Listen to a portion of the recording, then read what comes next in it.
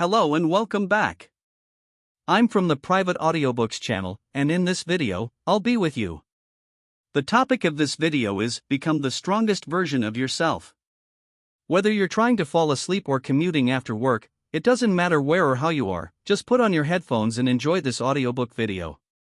Don't forget to subscribe to the channel to be notified of future daily audiobook videos. You can also find previous audiobook videos in the playlist titled 2-Hour Audiobooks in the cards. Ready? Let's get started. Chapter 1: Power has been misunderstood. There exists a fundamental confusion about the nature of power. It is not what most people believe it to be. The confusion runs so deep that entire lives are spent chasing an illusion, mistaking noise for strength and performance for substance.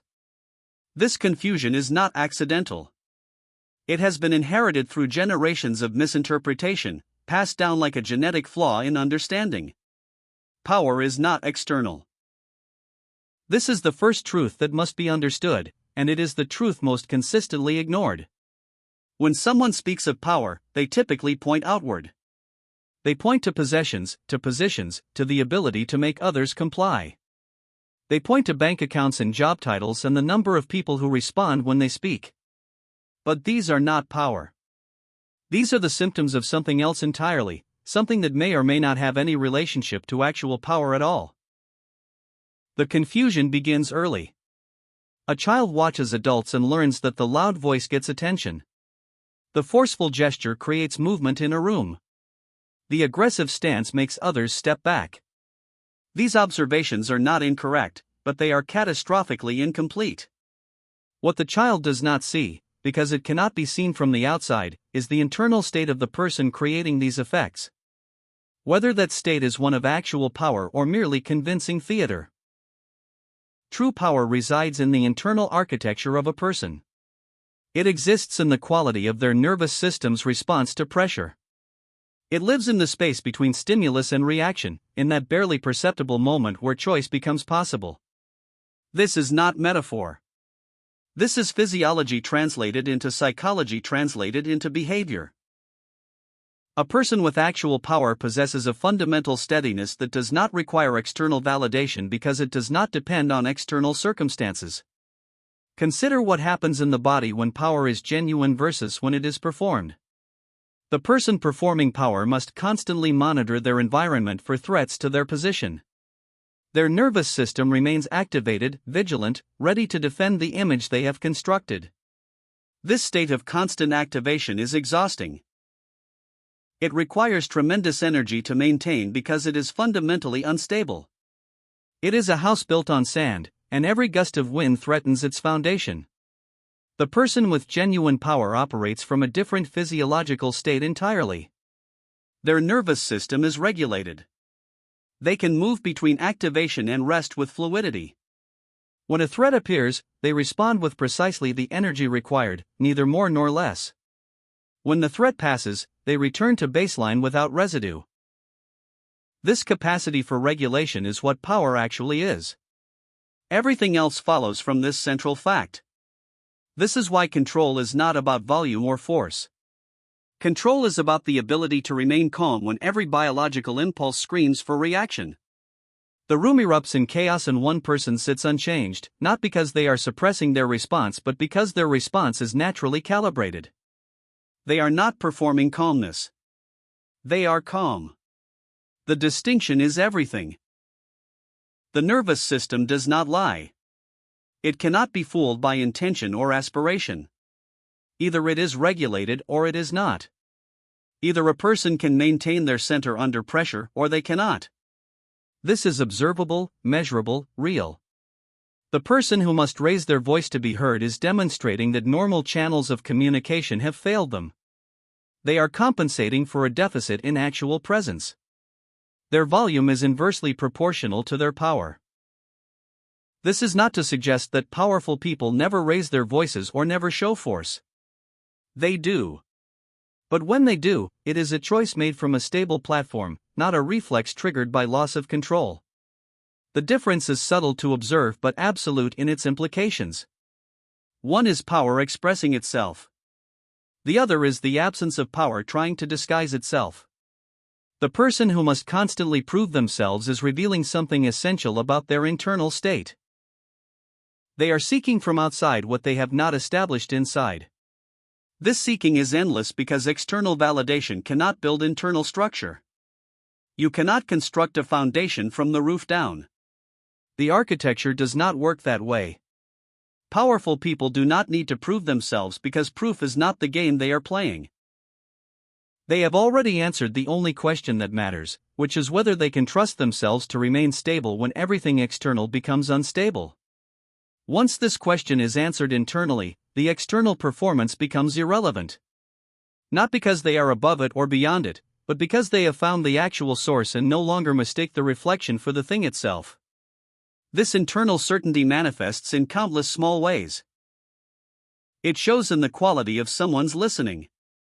The person who truly listens is demonstrating power because they are not using the other person's words as a launching pad for their own response. They are not mentally preparing their rebuttal or waiting for a gap to insert their superiority. They are simply present with what is being said, which requires a nervous system stable enough to tolerate not controlling every moment of an interaction. It shows in how someone handles disagreement.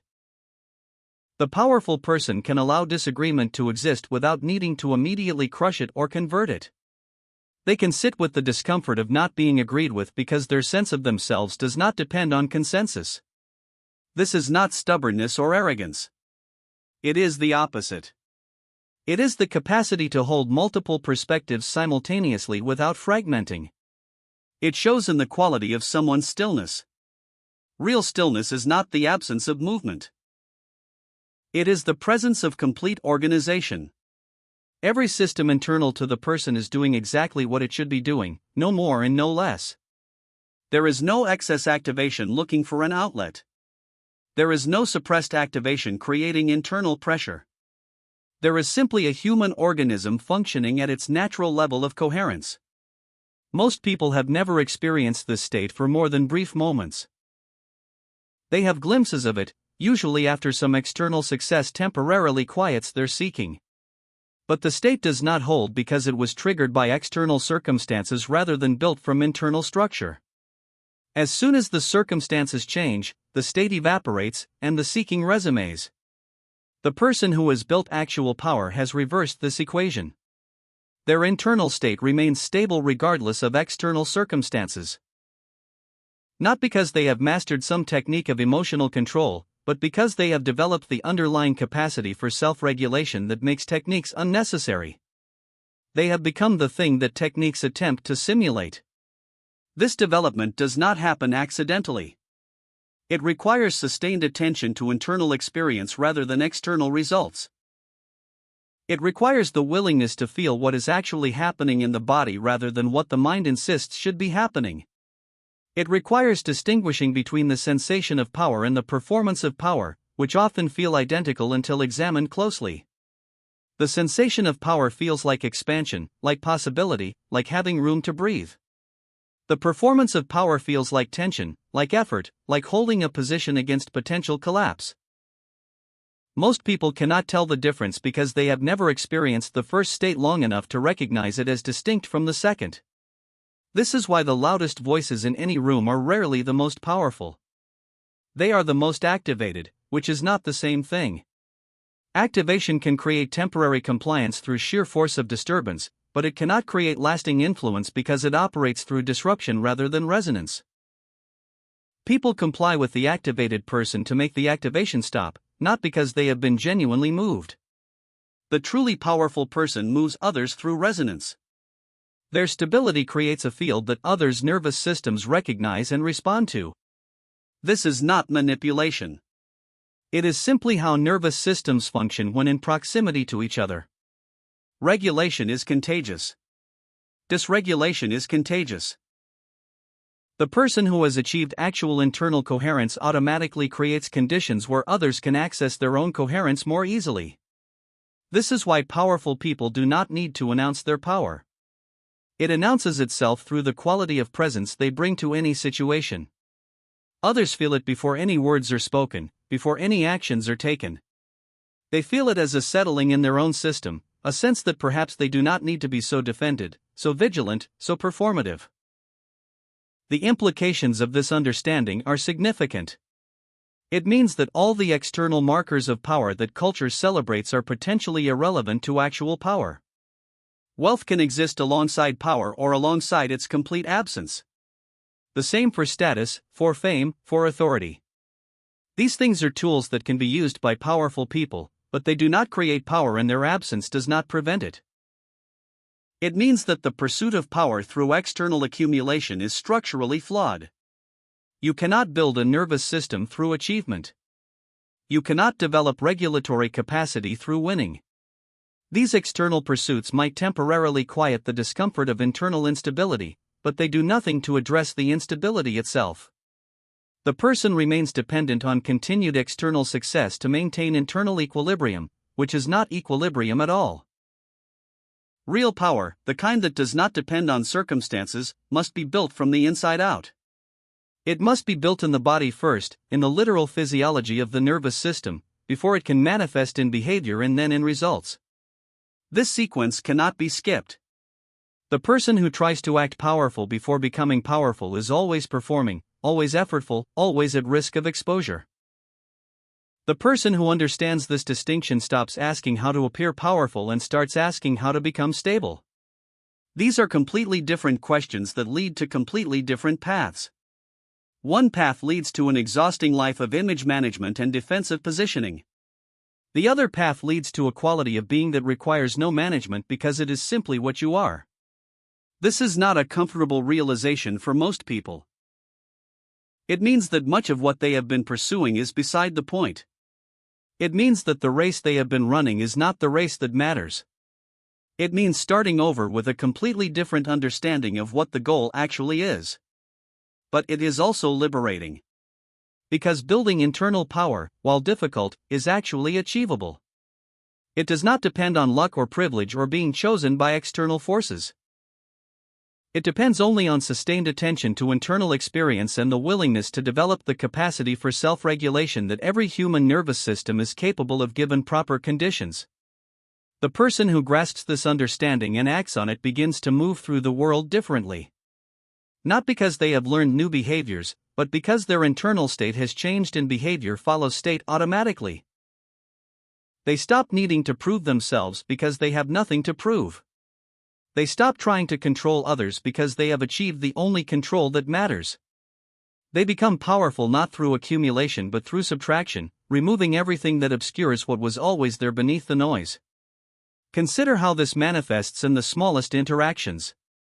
Two people sit across from each other in conversation. One has built internal power, the other has not. The difference is immediately present though rarely named. The person without power fills silence with words. They cannot tolerate the space between thoughts because that space feels like losing ground. Their mind equates silence with weakness, with giving the other person an advantage, with ceding control of the interaction. The person with power allows silence to exist. They understand that silence is not empty. It is full of information, of processing, of genuine exchange that happens beneath language. They are comfortable in this space because their sense of security does not depend on dominating every moment. The silence does not threaten them because nothing external can threaten what has been built internally. This comfort with space extends to all areas of life. The powerful person does not fill their schedule with activity to avoid facing themselves. They do not surround themselves with noise to drown out internal discomfort. They can sit with themselves, in silence, without entertainment or distraction, and remain stable. This capacity is rare. Most people experience profound discomfort when left alone with their own mind for extended periods. The discomfort is diagnostic. It reveals the quality of the relationship a person has with themselves. If you cannot tolerate your own company, you are not powerful. You are dependent on external input to regulate your internal state. This dependency is the opposite of power, though it often disguises itself as social skill or networking ability or being a people person. True power creates the capacity for genuine solitude. Not isolation, which is solitude imposed by circumstance or inability to connect. But chosen solitude, where a person deliberately spends time with only themselves and finds that experience nourishing rather than depleting. This capacity is the foundation of all other capacities because it proves that your regulatory system functions independent of external support. The implications reach into every domain. In professional settings, the powerful person does not need to dominate meetings or ensure their voice is heard on every topic. They speak when they have something to contribute and remain silent when they do not. This seems simple, but it is actually quite difficult for most people. The insecure person must contribute to prove they belong in the room. The powerful person knows they belong and therefore does not need proof. In conflict, the difference becomes even more pronounced. The person without power escalates. They match intensity with intensity, volume with volume. They believe that backing down means losing, so they continue to push even when pushing is clearly counterproductive. Their nervous system has been triggered and they have lost access to choice. They are in a reactive loop that will continue until external circumstances change or they exhaust themselves. The powerful person in the same conflict does not escalate unless escalation serves a purpose. They can match intensity if needed, but they can also absorb intensity without returning it. They can sit in the fire of someone else's dysregulation without catching fire themselves. This is not passivity. It is active regulation, the most difficult skill a human being can develop. When you can remain calm while someone screams at you, not by suppressing your reaction but by genuinely not being triggered, you are demonstrating real power. Your nervous system has become resilient enough that another person's dysregulation does not automatically dysregulate you. This resilience is built over time through repeated exposure to activation while maintaining connection to your regulatory capacity. Most people have never developed this resilience because they have never been required to. They live in environments where they can avoid conflict, where they can surround themselves with agreement, where challenges to their stability are minimal. This creates a brittle system that appears functional until tested. The test always comes eventually. And when it comes, the brittle system shatters while the resilient system bends and holds. The building of resilience is not comfortable. It requires deliberately exposing yourself to manageable levels of stress while maintaining regulation.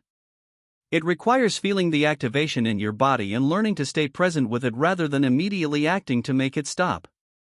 It requires distinguishing between danger and discomfort, which most nervous systems struggle to do because they evolved in environments where the two were often identical. In the modern context, very few situations actually represent danger. But many situations trigger the same physiological response that danger would trigger. The person who cannot distinguish between these experiences lives in a constant state of low-level activation. They are always slightly defended, always slightly ready for threat, never fully at rest. Chapter 2: The Silent Sources of Weakness. Weakness does not announce itself. It accumulates in silence, in small surrenders that seem inconsequential at the time. A person does not wake up one day to find themselves powerless. They arrive at that state through 1,000 tiny choices, each one appearing reasonable in isolation, each one eroding the foundation incrementally until the structure can no longer support itself. The most insidious source of this erosion is comfort. Not comfort as brief respite or recovery, but comfort as a sustained state, as a goal in itself, as the organizing principle of a life. The human organism did not evolve for sustained comfort. It evolved for challenge, for variability, for the constant negotiation between stress and recovery. When comfort becomes the default state, something essential begins to atrophy. This atrophy is not immediately visible. The comfortable life appears functional, even enviable. The person has arranged their environment to minimize friction. They have eliminated sources of stress. They have surrounded themselves with familiarity and predictability. They have created a bubble where they are rarely challenged, rarely uncomfortable, rarely required to access their full capacity. This seems intelligent. It seems like success. It is actually the beginning of dissolution. The nervous system requires stress to maintain its resilience. Not chronic stress, which damages, but acute stress followed by recovery, which strengthens. This is hormesis, the biological principle that moderate doses of stressors improve function. Without these stressors, the system does not maintain its capacity. It downgrades. It recalibrates to match the demands being placed on it, which in the comfortable life are minimal. The person living in sustained comfort begins to experience decreased tolerance for discomfort. Things that once would have been minor irritations become significant problems. A delayed flight becomes a crisis. A critical comment becomes devastating. A change in routine becomes destabilizing. The threshold for what constitutes an unbearable situation drops lower and lower as the capacity to handle difficulty atrophies from disuse. This is not about toughness in the traditional sense. It is about maintaining the full range of human adaptive capacity. The person who can only function in comfort has become specialized in a way that makes them fragile. They are like an organism that has evolved in a cave, losing features that are essential in broader environments. They have traded resilience for immediate ease, and the trade seems profitable until circumstances change. Circumstances always change. The comfortable environment that was carefully constructed will eventually be disrupted. Loss comes. Conflict comes. Challenge comes. When it does, the person who has allowed their capacity to atrophy discovers that they cannot meet the moment. They fragment under pressure that a more resilient system would absorb easily. They are not weak because they lack some innate quality. They are weak because they have systematically eliminated the conditions that maintain strength. This elimination happens through countless small choices. The choice to avoid a difficult conversation. The choice to take the easier path when a harder one is available. The choice to stay in bed when getting up requires effort. The choice to order delivery instead of cooking. The choice to scroll instead of reading. The choice to watch instead of creating. None of these choices is individually significant. Collectively, they form a pattern that shapes the self. The self is not fixed. It is plastic, responsive to the conditions it encounters and the behaviors it repeats.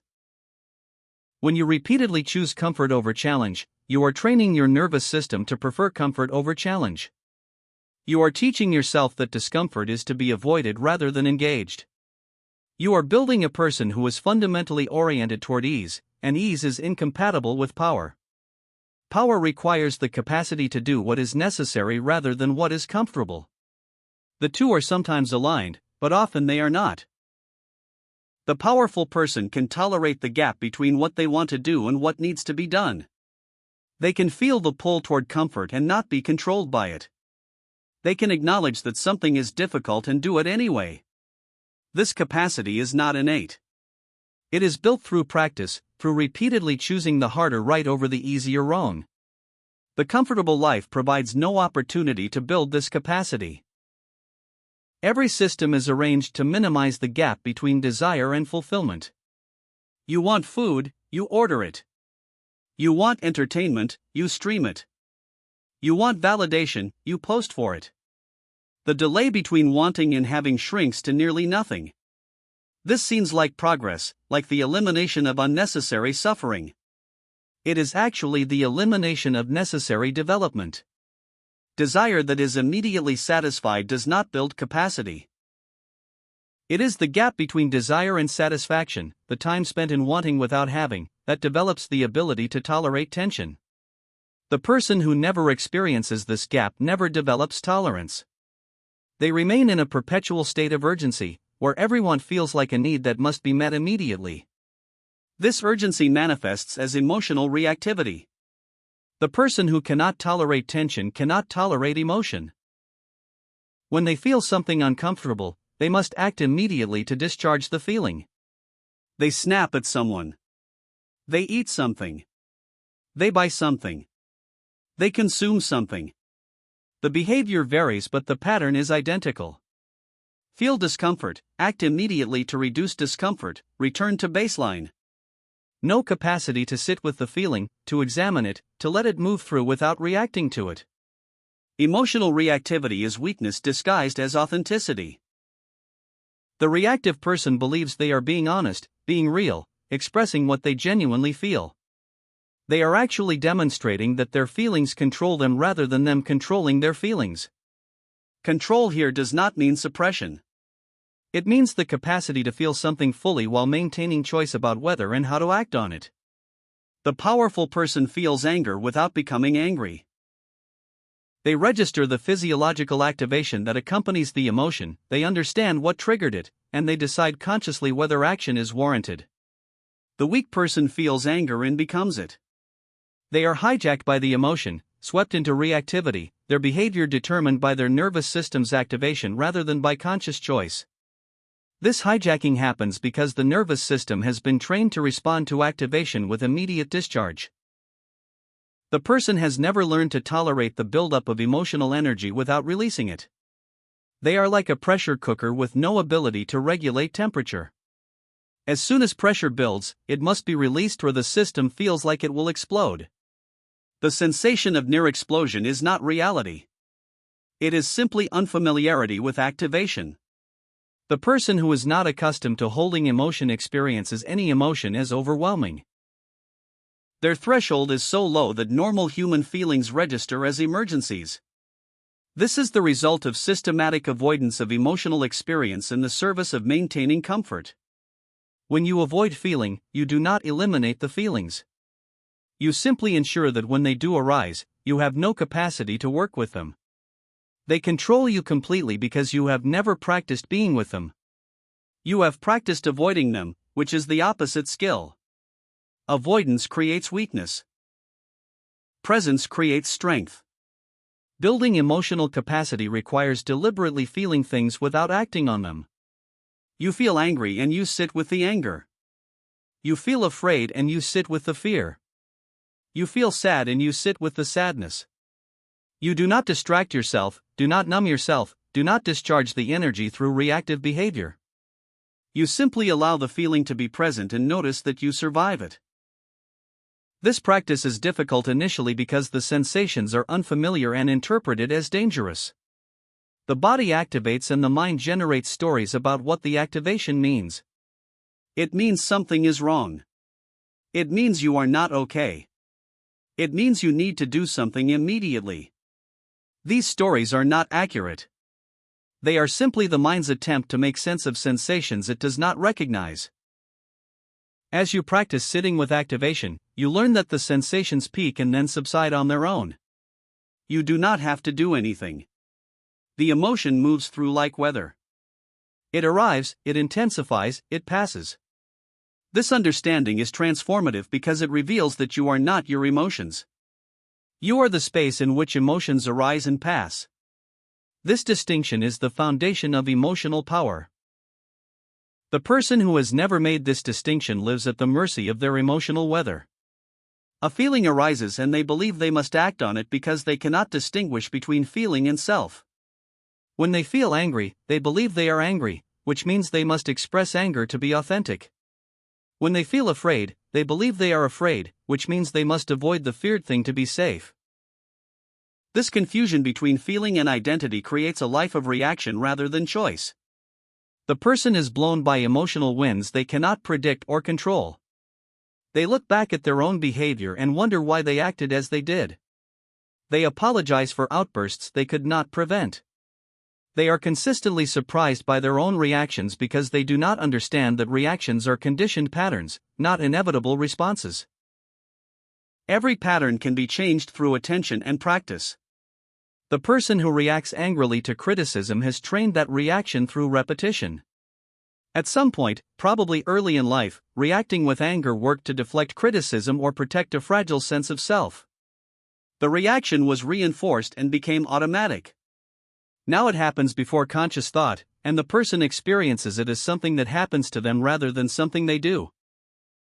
Breaking automatic patterns requires catching them earlier in the chain of activation. The pattern is not monolithic. It has stages.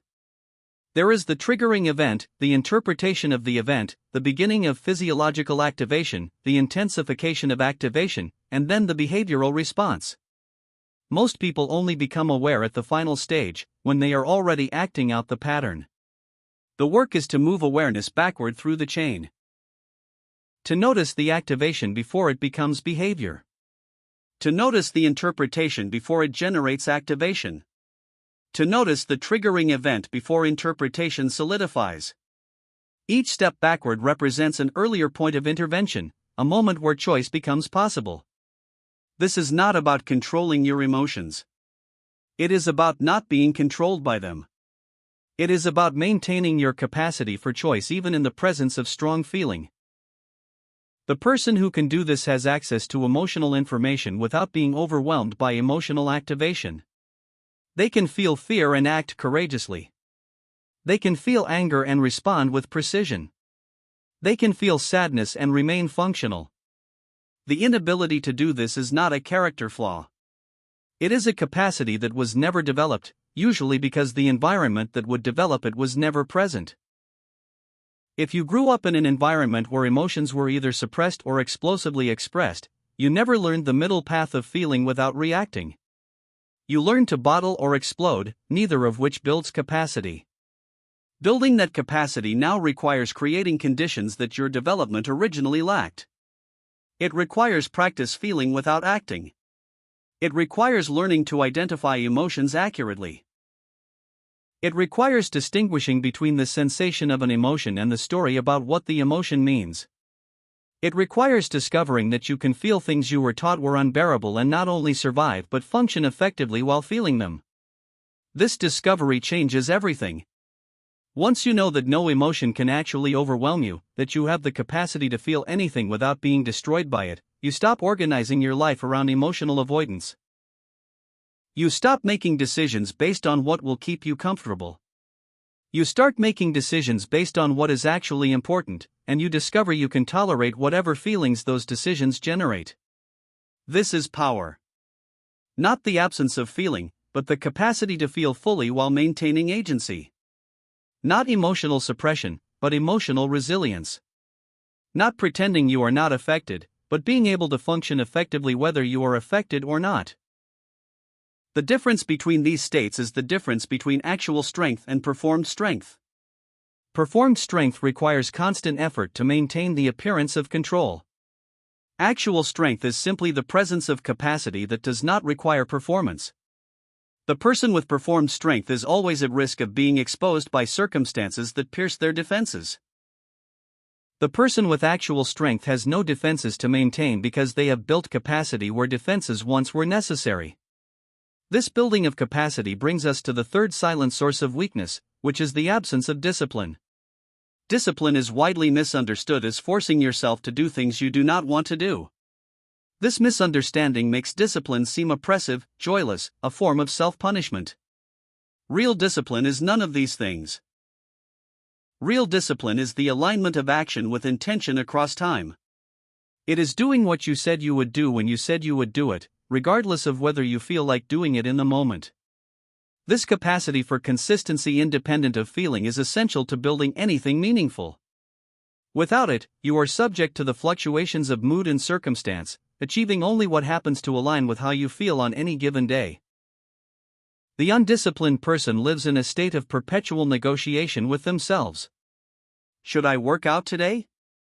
Should I work on the project? Should I honor the commitment I made? Every decision is remade in the moment based on current feeling rather than previous intention. This constant renegotiation is exhausting and ensures that nothing substantial ever gets built. Every time you remake a decision, you consume energy. You debate with yourself, you consider options, you weigh pros and cons. This might seem like thoughtful consideration, but it is actually a form of self-sabotage. The decision was already made when you set the intention. Remaking it in the moment is not new information processing. It is emotional resistance to discomfort disguised as deliberation. The disciplined person does not remake decisions. They made the decision once and now they execute it. When the time comes to work out, they do not ask themselves if they feel like it. They already decided they would work out at this time, so they do. The feeling is irrelevant. This seems rigid, but it is actually liberating. It eliminates the constant drain of decision fatigue and channels energy toward execution rather than deliberation. This elimination of internal negotiation creates a quality of movement through life that is fundamentally different from the undisciplined person's experience. The disciplined person moves with inevitability. They do not hope they will do things. They do not try to do things. They simply do things, because that is what was decided, and feelings do not override decisions. The undisciplined person experiences this inevitability as impossible. How can you do something when you do not feel like doing it? The question reveals the problem. It assumes that feeling should determine action. It assumes that you should only do things that align with your current emotional state. This assumption guarantees weakness because emotional states fluctuate constantly and meaningful work requires consistency over time. You will never consistently feel like doing difficult things. Difficulty means discomfort, and the human organism is wired to avoid discomfort. Waiting until you feel like doing something difficult means you will do it only when unusual circumstances temporarily override your natural avoidance. These circumstances are rare and unpredictable. Basing your life on them means accomplishing little. The disciplined person has learned that feeling follows action more often than action follows feeling. You do not wait to feel motivated. You act, and motivation arises from the acting. You do not wait to feel confident. You do the thing that builds competence, and confidence emerges from competence. You do not wait to feel strong. You do what strong people do, and you become strong through the doing. This is backwards from how most people think development works.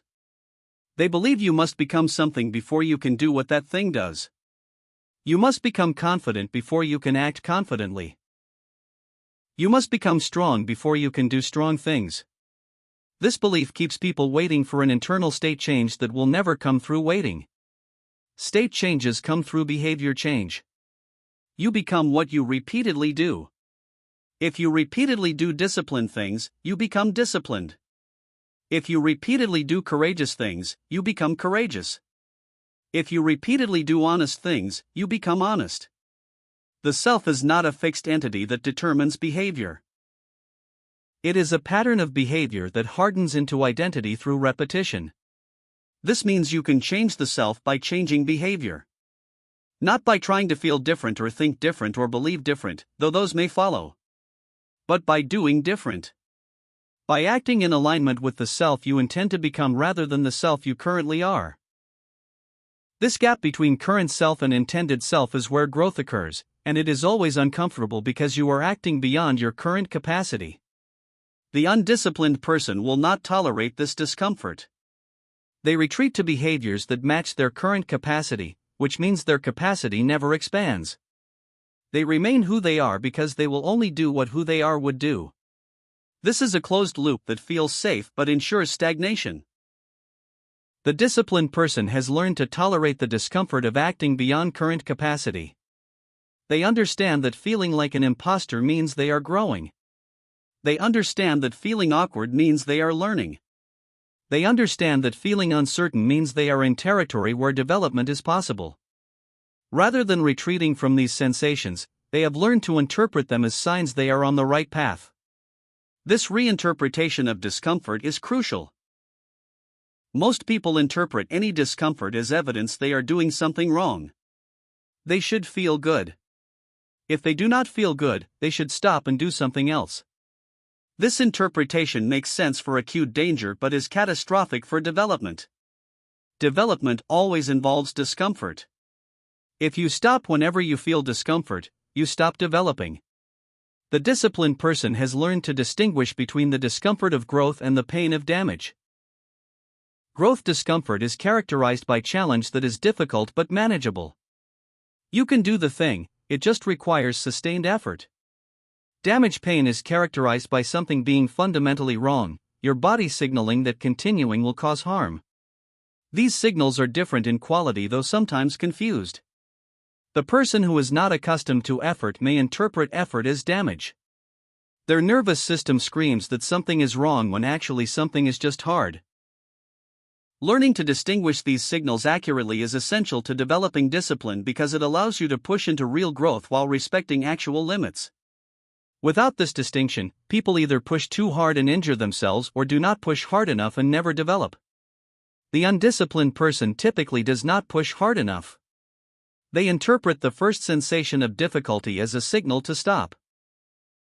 They have been trained to avoid discomfort so thoroughly that they cannot tolerate even the minor discomfort necessary for basic development. This intolerance compounds over time. Every time you stop when something gets difficult, you train yourself to stop when things get difficult. The threshold drops. What once was merely uncomfortable becomes unbearable. The person becomes increasingly fragile, unable to handle smaller and smaller challenges. This is how someone who once had capacity loses it through systematic avoidance of anything that would maintain it. The reversal of this process is possible but not comfortable. It requires deliberately doing things that are difficult. Not to prove toughness or display willpower, but to rebuild the capacity to tolerate difficulty. Start with small things. Keep a minor commitment when you do not feel like it. Do one more repetition than you want to. Sit with an uncomfortable emotion for 30 seconds longer than usual. Each small act of discipline rebuilds the capacity for discipline. The accumulation of these small acts begins to change the self. You discover that you can do things you did not think you could do. Not because you suddenly gained some new ability, but because you were stronger than you believed and your belief was the primary limitation. Most limitation is self-imposed. Not consciously, but through the accumulation of choices that systematically avoid challenge. The person believes they cannot do something because they have never done it. They have never done it because they have never tried. They have never tried because they believe they cannot. This circular logic maintains weakness while appearing to be realistic self-assessment. Breaking the circle requires action without certainty. Trying something you believe you cannot do. The outcome is less important than the attempt. Even if you fail, you have learned that trying is possible. You have gathered data about your actual capacity rather than your assumed capacity. Often, you discover your actual capacity exceeds your assumption by a significant margin. This discovery is destabilizing in a useful way. If you were wrong about this capacity, what else might you be wrong about? The solid sense of limitation that organized your life begins to feel more like habit than truth. Habit can be changed. Truth cannot. Recognizing limitation as habit rather than truth opens the possibility of expansion that seemed closed before. The disciplined person lives in this possibility. They do not accept their current capacity as their permanent capacity. They understand that capacity is built through use and atrophies through disuse. They organize their life to continually challenge their edges, to do things that are slightly beyond comfortable, to ensure they are developing rather than declining. This organization is not dramatic. It does not require massive life upheaval or heroic efforts. It requires small consistent choices that accumulate into significant capacity over time. The person who does one difficult thing each day builds more capacity than the person who occasionally does something extremely difficult. Consistency matters more than intensity. But consistency requires discipline, which requires tolerating discomfort, which requires not organizing your life around comfort, which brings us back to where we began. Weakness has silent sources that compound. Comfort eroding challenge. Reactivity preventing emotional capacity. Undisciplined behavior preventing the development of will. Each feeds the others in a system that appears stable but is actually gradually collapsing. The recognition of this collapse is the beginning of its reversal. Once you see how weakness accumulates, you can begin making different choices. Small choices, barely noticeable individually, that slowly rebuild what has eroded. You choose the harder right over the easier wrong. You feel without reacting. You do what you said you would do. These small acts accumulate into a self that is fundamentally different from the self that systematic comfort and reactivity and undisciplined behavior would create. This different self is not better in a moral sense. It is more capable in a functional sense. It can handle what the comfortable self cannot handle. It can do what the reactive self cannot do. It can build what the undisciplined self cannot build. This capability is power, earned through countless small decisions that seemed insignificant at the time but compounded into a transformation of what is possible. Chapter 3: Power is an Identity. Power is not something you have. It is something you are. This distinction is fundamental and almost universally misunderstood. People speak of gaining power or losing power as if it were a possession that can be acquired or misplaced. This framing reveals a confusion about the nature of power itself. A possession can be taken. An identity cannot. Identity is the pattern of thinking and perceiving that organizes experience. It is the lens through which information is filtered, the framework that determines what is noticed and what is ignored, what is significant and what is dismissed. Two people can encounter identical circumstances and have completely different experiences because they are operating from different identities. The powerful person and the powerless person do not see the same world. The powerless person sees threat everywhere. Every interaction contains the potential for diminishment. Every situation might expose inadequacy. Every person they encounter might judge them or reject them or reveal that they are not what they pretend to be. This constant scanning for threat is exhausting and self-fulfilling. When you look for threat, you find it, even when it is not actually present. The powerful person sees the same situations differently. Not because they are naive or unaware of potential problems, but because they are not organized around avoiding threat. Their primary orientation is not defensive. They are not trying to protect a fragile self-image from assault. They are simply present with what is, responding to actual circumstances rather than imagined catastrophes. This difference in perception emerges from a difference in fundamental assumption. The powerless person assumes they are inadequate and spends their energy hiding this inadequacy. The powerful person knows their capacity and does not require external confirmation of it. One is trying to appear as something they are not. The other is simply being what they are. The first requires constant maintenance. The second requires nothing. This is why powerful people seem effortless while powerless people seem strained. The powerful person is not working to maintain an image. There is no gap between what they are and what they show. The powerless person is constantly managing perception, monitoring how they are being received, adjusting their presentation to maximize approval and minimize criticism. This monitoring and adjusting consumes enormous energy and creates a quality of interaction that others can sense even if they cannot articulate what they are sensing. When you meet someone who is genuinely powerful, you feel a particular kind of presence. They are completely there with you.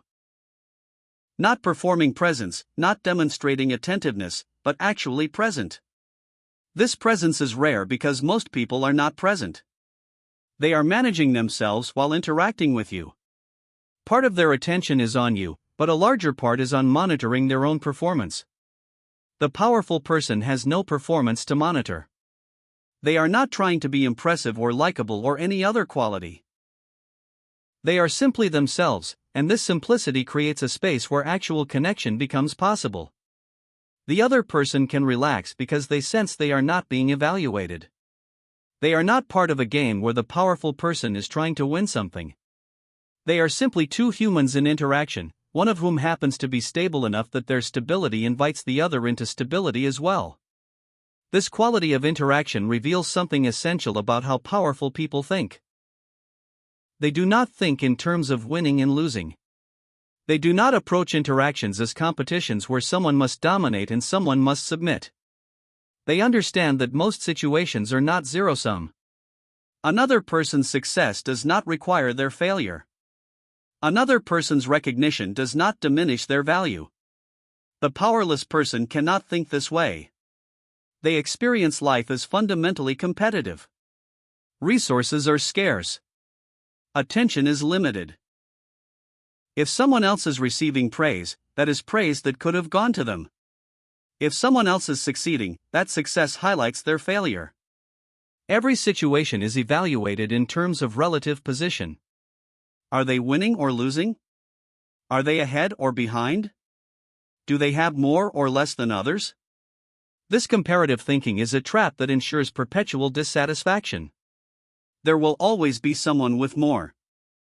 There will always be someone who is better at something. If your sense of adequacy depends on comparison, you have guaranteed your inadequacy because the comparison will never be fully in your favor. Even when you win one comparison, another immediately presents itself. The powerful person does not think comparatively. They think in terms of their own standard. Am I doing what I am capable of doing? Am I developing in the direction I value? Am I acting in alignment with what I believe matters? These questions are answerable independent of what anyone else is doing. The answers come from internal evaluation rather than external comparison. This shift from external to internal reference is perhaps the most important cognitive change that accompanies the development of power. The powerless person is externally referenced. Their sense of how they are doing comes from observing how others respond to them. If others approve, they are doing well. If others criticize, they are failing. This makes their emotional state completely dependent on forces outside their control. The powerful person is internally referenced. They have standards that come from their own values rather than others' opinions. They know what they are trying to accomplish and whether they are accomplishing it. External feedback is information they can consider, but it is not the determining factor in how they evaluate themselves. This internal reference creates a stability that external reference can never provide. External reference is inherently unstable because other people are inconsistent. The same behavior that one person praises, another will criticize. The same quality that is valued in one context is dismissed in another. If you are trying to gain approval from everyone, you will please no one because the requirements are contradictory. You will spend your life adjusting to incompatible demands, fragmenting yourself in the process. The internally referenced person avoids this fragmentation. They have decided what they stand for and they stand for it consistently. This does not mean they are rigid or unable to adapt. It means their adaptation serves their own purposes rather than others' preferences. They change when change aligns with their development, not when change is required to maintain approval. This consistency creates trustworthiness. People learn that the powerful person will be the same in different contexts. They do not shift their values based on who is in the room. They do not say different things to different audiences. What they commit to, they follow through on. Not perfectly, because perfection is impossible, but reliably enough that their word actually means something. The powerless person cannot be trusted in this way. Not because they are malicious, but because they do not have a stable center from which to operate. They shift with circumstances. They tell people what those people want to hear. They make commitments based on how they feel in the moment rather than on realistic assessment of what they can deliver. Their word does not mean much because it is not connected to anything solid. This instability extends to how decisions are made. The powerless person makes decisions based on avoiding discomfort. What will create the least conflict right now? What will maintain approval in this moment? What will avoid feeling bad? These questions lead to decisions that optimize for immediate relief rather than long-term integrity. The powerful person makes decisions based on alignment with values. What serves the direction I am moving? What maintains my integrity in this situation? What will I be able to live with when I look back on this moment? These questions lead to decisions that may create short-term discomfort but build long-term coherence. The difference manifests clearly in difficult situations. When faced with a choice between easy wrong and hard right, the powerless person will often choose easy wrong. They will tell the comfortable lie rather than the uncomfortable truth. They will avoid the difficult conversation. They will compromise their values to maintain peace. Each compromise seems small, but they accumulate into a person who has compromised themselves so many times they no longer remember what they actually stand for. The powerful person chooses hard right even when it costs them. They tell the truth even when the truth is unwelcome. They have the difficult conversation even when avoidance would be more comfortable. They maintain their values even when doing so creates conflict. This consistency builds a self that is solid, that knows what it is, that does not fragment under pressure. This solidity is what others recognize as strength. Not because the powerful person never struggles or never feels uncertain, but because when they do struggle or feel uncertain, they do not abandon themselves. They remain committed to what they have decided matters. They do not become someone different when circumstances become difficult. The powerless person becomes different under pressure. They fragment. One part of them knows what they should do, but another part prioritizes comfort or approval or avoiding conflict. These parts work against each other. The person experiences internal conflict that paralysis or leads to inconsistent action. They do something, then regret it, then do it again, trapped in a cycle they cannot break because they have never established clear internal authority about what actually matters to them. Establishing this authority requires answering questions that most people avoid. What do you actually value? Not what you think you should value, not what others tell you to value, but what you genuinely find important when you are honest with yourself. What are you willing to sacrifice for? What would you defend even if defending it cost you? What would you not compromise even under significant pressure? These questions are uncomfortable because answering them honestly often reveals a gap between stated values and actual values. The person says they value integrity but they lie when it is convenient. They say they value health but they do not take care of their body. They say they value their relationships but they do not invest time in them. The gap between stated and actual values is where self-deception lives. The powerful person has closed this gap or is actively working to close it. They do not pretend to value things they do not actually value. They acknowledge their actual priorities even when those priorities are not impressive. This honesty creates alignment between what they say and what they do, which creates the internal coherence that others experience as power. This coherence affects every aspect of cognition. The powerful person thinks more clearly because they are not maintaining contradictory positions simultaneously. They do not have to remember what they told different people or track which version of themselves they presented in different contexts. They are the same person in all contexts, which frees cognitive resources for actually engaging with what is in front of them rather than managing their self-presentation. This clarity extends to how they process information. The powerless person filters information through the question of how it affects their self-image. Information that threatens their sense of themselves is rejected or distorted. Information that confirms their existing beliefs is accepted uncritically. This defensive processing prevents learning because learning requires being willing to update your understanding based on new information. The powerful person processes information less defensively. They can receive correction without experiencing it as attack. They can acknowledge mistakes without feeling that the mistake defines them. They can change their mind without experiencing the change as humiliation. This openness to information allows them to develop more accurate models of reality, which allows them to act more effectively. Acting effectively requires seeing clearly.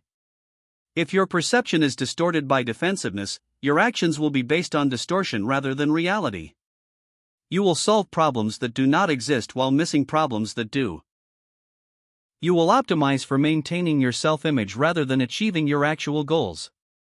This is why the powerless person, despite often working very hard, achieves less than the powerful person who appears to work less hard. The powerless person's effort is misdirected toward maintaining illusions rather than engaging with what is real. The powerful person has given up the effort of maintaining illusions. They see themselves clearly, including their limitations and weaknesses. This clarity is not demoralizing. It is liberating. When you know your actual capacity, you can work with it rather than pretending to have capacity you lack. You can develop where development is possible rather than wasting energy defending against the reality of where development is needed. This acceptance of reality includes accepting things you cannot change. The powerless person exhausts themselves trying to change unchangeable things. They argue with reality. They insist that things should be different than they are. They spend enormous energy on resentment and blame, as if their anger about how things are will somehow make things different. The powerful person accepts what is. Not in a passive way, but in a clear-eyed acknowledgement that some things are outside their control. They do not waste energy on resentment. They do not argue with reality. They see what is and they ask what can be done from here. This pragmatism allows them to act effectively because they are working with actual circumstances rather than with how they wish circumstances were. This pragmatism is often mistaken for coldness or lack of caring. The powerful person sees a problem and moves immediately to what can be done about it. They do not spend time lamenting that the problem exists or discussing who is to blame for it. This directness can seem harsh to the powerless person, who needs to process their feelings about the problem before they can think about solutions. The powerful person has already processed their feelings. Not suppressed them, but moved through them quickly. They felt whatever they felt, they acknowledged it, and they returned to what is actionable. This capacity to move through emotion without getting stuck in it is essential to effectiveness. Emotion provides information about what matters, but dwelling in emotion without action creates suffering without change. The distinction between feeling and dwelling is crucial. The powerful person feels everything. They are not emotionally shut down or defended. But they do not confuse feeling something with needing to express it or act on it immediately. They can feel angry without needing to express anger. They can feel hurt without needing to seek revenge. They can feel fear without needing to avoid what frightens them. This capacity to feel without being controlled by feeling is what allows powerful people to act strategically rather than reactively. They can pause between stimulus and response. In that pause, they consider what action serves their purposes rather than simply discharging emotional activation. This pause is the space where choice lives, and choice is the essence of power. The powerless person has no pause. Stimulus leads directly to response with no space for consideration. Someone criticizes them and they defend themselves immediately. Someone challenges them and they attack or withdraw reflexively. Someone offers them something pleasurable and they take it without considering whether it serves them. They are controlled by immediate stimulus because they have never developed the capacity to create space between what happens and how they respond. Developing this capacity requires training attention. Most people's attention is pulled automatically toward whatever is most stimulating. A notification appears and attention goes to it. A thought arises and attention follows it. An emotion emerges and attention is captured by it. This automatic following of attention is the mechanism by which people lose agency. The powerful person has trained their attention. They notice where attention is pulled and they can choose whether to follow or redirect. A notification appears and they notice the pull but choose not to check it until they have finished what they are doing. A thought arises and they observe it without being compelled to follow the chain of association it triggers. An emotion emerges and they can feel it while maintaining focus on what they are trying to accomplish. This training is not mystical or complex. It is the simple practice of noticing where your attention goes and practicing bringing it back to where you want it. Every time you bring wandering attention back to chosen focus, you are building the capacity to direct your own mind. This capacity is power because a mind you can direct is a mind you can use effectively. The undirected mind is subject to whatever captures it. It follows chains of worry. It rehearses imaginary conversations. It replays past events that cannot be changed. It projects into futures that may never arrive. All of this activity consumes energy without producing anything useful. It is cognitive wheel spinning, giving the illusion of productivity while actually preventing engagement with what is present. The powerful person's mind is directed toward what is actually in front of them. Not because they have eliminated all distraction through superhuman concentration, but because they notice when their mind wanders and they bring it back. This noticing and returning happens many times per hour. It is not a one-time achievement but an ongoing practice that becomes smoother with repetition. This practice of directing attention is inseparable from the practice of directing action. Where your attention goes, your energy follows. If your attention is scattered across dozens of concerns, your energy is scattered as well. You accomplish little because you are trying to do everything simultaneously. If your attention is focused on one thing at a time, your energy consolidates and effectiveness increases dramatically. The powerless person multitasks constantly. Not because they are efficient, but because they cannot sustain focus on one thing. They check messages while working. They think about other projects while in conversation. They plan tomorrow while supposedly present today. This division of attention ensures that nothing receives their full capacity, which ensures that nothing is done excellently. The powerful person does one thing at a time. When they work, they work. When they rest, they rest. When they are with someone, they are actually with that person rather than partially present while their mind is elsewhere. This full engagement in whatever they are doing creates both better results and deeper satisfaction because they are actually experiencing their life rather than constantly being somewhere other than where they are. This presence is magnetic. When you encounter someone who is fully present with you, you feel it. The interaction has a different quality than the partial attention most people offer. You feel valued in a way that has nothing to do with what is said. Simply being with someone who is actually there with you is a rare enough experience that it stands out. The powerful person offers this presence not as a technique but as a natural result of how they allocate attention. They are not trying to make you feel special. They are simply giving their full attention to what they are doing, and in this moment, what they are doing is interacting with you. When the interaction is over, their attention will move fully to the next thing. This complete transition from one thing to another is efficiency at the cognitive level. Efficiency is not about speed. It is about the ratio of input to output. The person who can give full attention for a short time often accomplishes more than the person who gives partial attention for a long time. The quality of attention matters more than the quantity. 20 minutes of complete focus produces better results than 2 hours of distracted effort. The powerful person understands this and structures their life accordingly. They create conditions for focus rather than trying to focus despite conditions. They eliminate unnecessary decisions. They reduce options rather than expanding them. They say no to most things so they can say yes completely to a few things. This selectivity is essential to effectiveness. The powerless person says yes to everything. Not because they want to do everything, but because they cannot tolerate the discomfort of saying no. They are afraid of missing out, afraid of disappointing others, afraid of closing off possibilities. This fear leads them to overcommit, which leads to doing everything partially, which leads to accomplishing little, which reinforces their sense of inadequacy. The powerful person says no easily. Not because they are unwilling to help or engage, but because they have clear priorities and they protect those priorities. They know that saying yes to everything means saying yes to nothing fully. They would rather do 3 things excellently than 10 things poorly. This clarity about priorities comes from internal standards rather than external pressure. Internal standards are what allow powerful people to resist the constant pull of external demands. Everyone wants something from you. People want your time, your attention, your energy, your resources. If you give to everyone who asks, you will be depleted constantly and accomplish nothing of significance.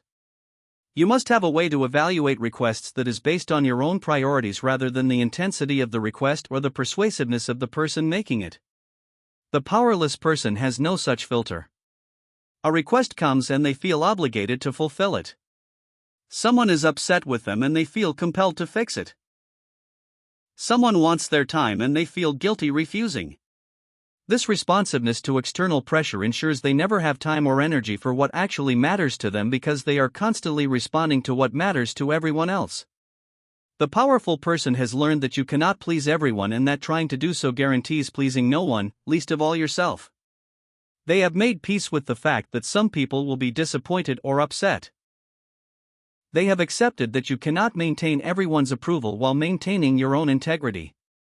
They have chosen integrity over approval, which is the choice that defines power.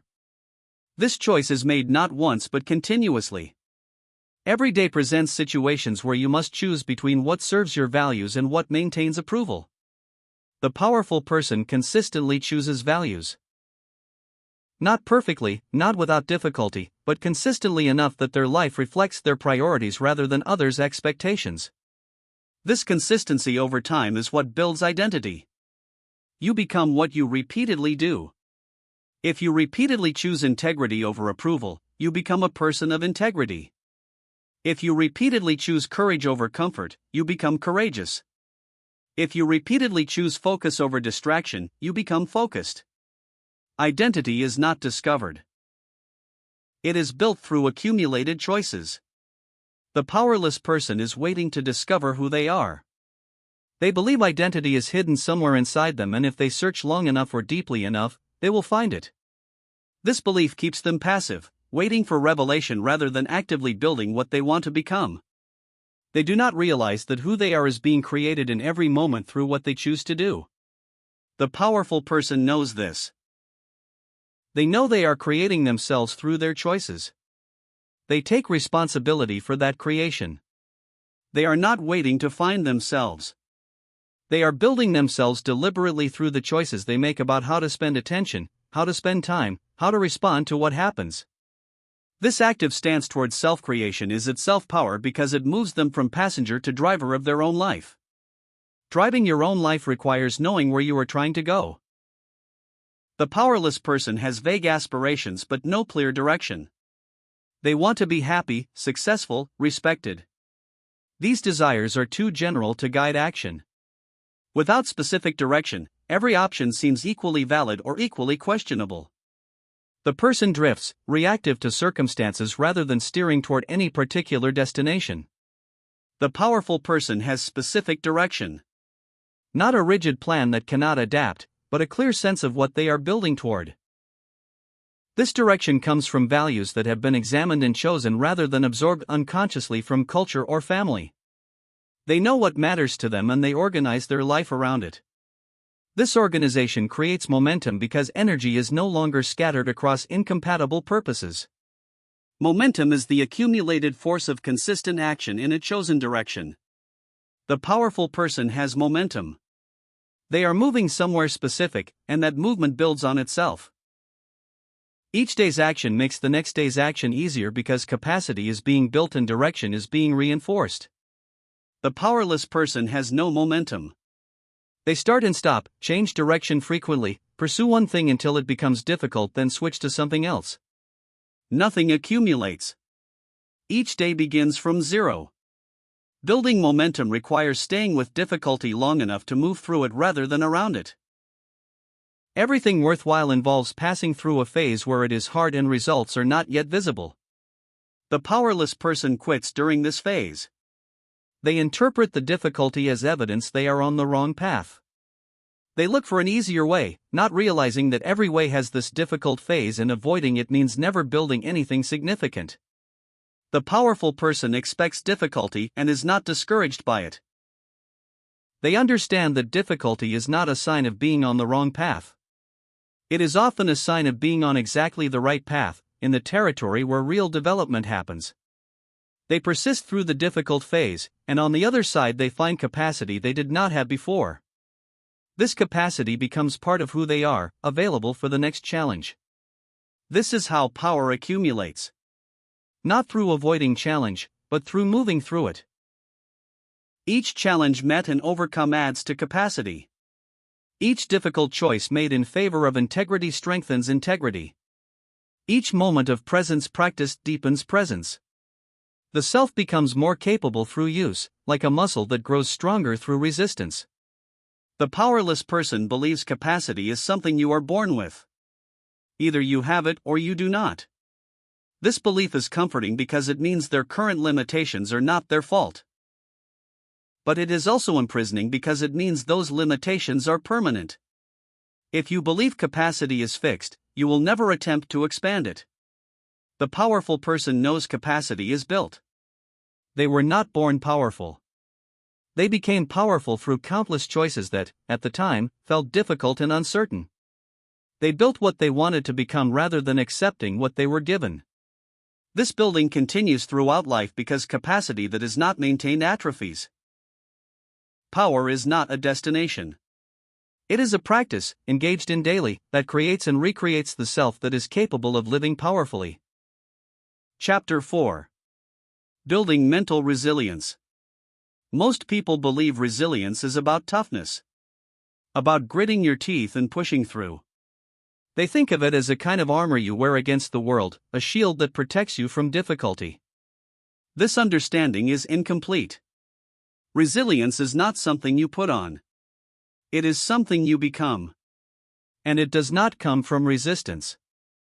It comes from a particular relationship with discomfort that most people spend their entire lives avoiding. The world teaches you to seek comfort.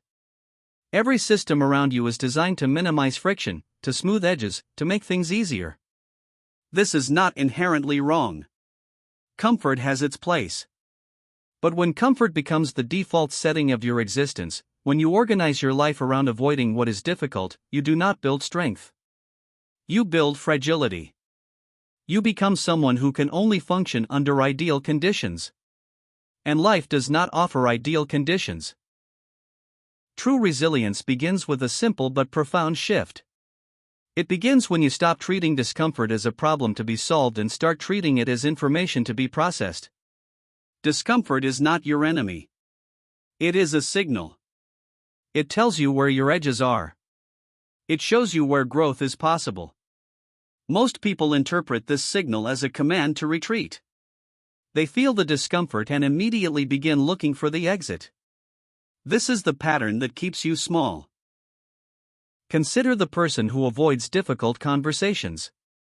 They feel the tension rising in their chest when conflict appears. Their heart rate increases. Their mind searches for ways to deflect, to smooth over, to escape. They tell themselves they are keeping the peace. But what they are actually doing is training themselves to fear their own emotional experience.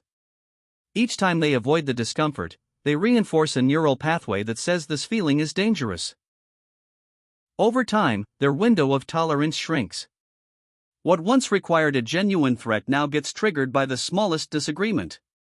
They have built fragility, not resilience. The alternative is not to seek conflict for its own sake. It is not to become someone who enjoys confrontation or who mistakes aggression for strength. The alternative is to develop the capacity to remain present with what is uncomfortable. To feel the sensation in your chest and not immediately move to eliminate it. To notice the impulse to flee and choose, consciously, to stay. This is not about willpower. It is about developing a different relationship with your internal experience. When you can sit with discomfort without needing to change it, something shifts. The discomfort does not go away immediately. But your relationship to it transforms. You begin to notice that the feeling itself is not the problem. The problem is the story you tell about the feeling. The problem is the urgency you assign to it. When you remove the urgency, when you stop treating every uncomfortable sensation as an emergency, you create space. And in that space, you can choose your response rather than react from conditioning. This capacity to remain with discomfort is a skill. It is not something you either have or do not have. It is something you develop through repeated exposure. But here is where most people go wrong. They think development means forcing themselves into situations they are not ready for. They think it means ignoring their limits and pushing past them through sheer determination. This approach does not build resilience. It builds trauma. There is a difference between stretching your capacity and breaking yourself. The key is conscious selection. Not every difficult situation is worth engaging. Not every discomfort is useful. Some discomfort is simply the result of being in the wrong environment or pursuing the wrong goal. The question is not whether something is difficult. The question is whether the difficulty serves your development. This requires discernment. It requires that you know yourself well enough to distinguish between discomfort that signals growth and discomfort that signals misalignment. Think of physical training. If you want to build strength, you must lift weights that challenge you. But if you lift weights that are far beyond your current capacity, you do not get stronger. You get injured. The effective approach is to work at the edge of your ability. To find the point where effort is required but not overwhelming. To stay there long enough that your system adapts. Then to increase the challenge incrementally. This is how capacity expands. The same principle applies to mental resilience. You do not build it by avoiding all challenge. And you do not build it by drowning yourself in difficulty. You build it by consciously choosing situations that stretch you without breaking you. By staying present with the discomfort those situations create. By allowing your nervous system to learn that it can handle more than it thought it could. Over time, what once felt overwhelming becomes manageable. Not because the situation has changed, but because you have. Most people never do this because they conflate discomfort with danger. They have a primitive response system that treats emotional discomfort the same way it treats physical threat. This made sense in an environment where most discomfort signaled genuine danger. But you do not live in that environment anymore. The discomfort you feel when you have a difficult conversation is not the same as the discomfort you feel when you are being chased by a predator.